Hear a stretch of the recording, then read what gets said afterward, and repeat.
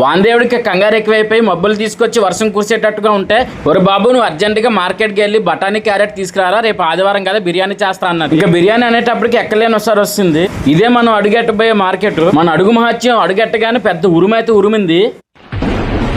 వెళ్ళగానైతే నాకు క్యారెట్ దొరికింది, కానీ రోడ్డు మీద బురదంతా దాని మీద ఉంది. నేనైతే నల్లగా ఉంటాను, కానీ నాకు నల్లగా నచ్చవు. అందుకే తెల్లని క్యారెట్ కోసం ఎదిగి ఇవి దగ్గర ఉన్నాయి. ఎక్కువ రౌండ్స్ వేయకుండానే క్యారెట్ దొరికింది. ఆంటీ ముఖం చూడగానే బంగారంలో మెరిసిపోతుంది. రా బాబు రా అన్నది. ఆంటీ దగ్గరికి వెళ్ళి క్యారెట్ తీసుకున్నాను. ఎంత అంటే పావు 10 అన్నది. 10 రూపాయలు చిల్లర ఉందా అంటే లేదు 20 ఉందా అన్నాను. ఆ 10 రూపాయలకి ఎర్రదుంపలు వేసింది. చిల్లర లేక కొనాల్సి వచ్చింది, కానీ ఎర్రదుంపలు తింటే చాలా బలం, మంచిది కూడా. ఈ రోజైతే శనివారం, రేపు ఆదివారం బిర్యానీ చేస్తా అన్నది. బీరకాయ కొందాం అనుకున్నాను, కానీ మా అమ్మ బీరకాయ కొడుతుంది. ఎందుకురా బాబు మనకి మధ్యలో మొక్కజొన్నలు కూడా అడిగాను, 100కి 5 అన్నారు. నేను 10 అడిగాను, పోరా అన్నారు. కనీసం బొప్పాయి అయినా కొనుక్కుందాం, ఇంటికి వెళ్ళా కోసుకొని తిందాం అనుకున్నాను.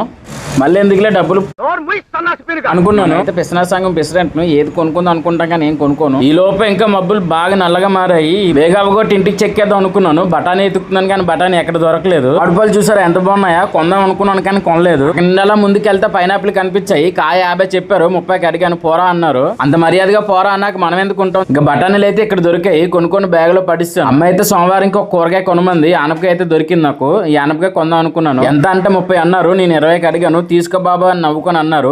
ఆనపకాయ అయితే నొక్కి చూశాను, బాగా లేతగానే ఉంది. అందుకే అంటికి అయితే 20 రూపాయలు ఇచ్చి బ్యాగ్ లో పడిస్తాను కాయని. ఇక మనం వచ్చిన పని అయిపోయింది, వెళ్ళిపోతున్నాం. అట్లా డొక్కు పెట్టారు, తన్నేద్దాం అనుకున్నాను. మనకెందుకని చెప్పి పక్క నుండి వెళ్ళిపోయాను కామ్గా.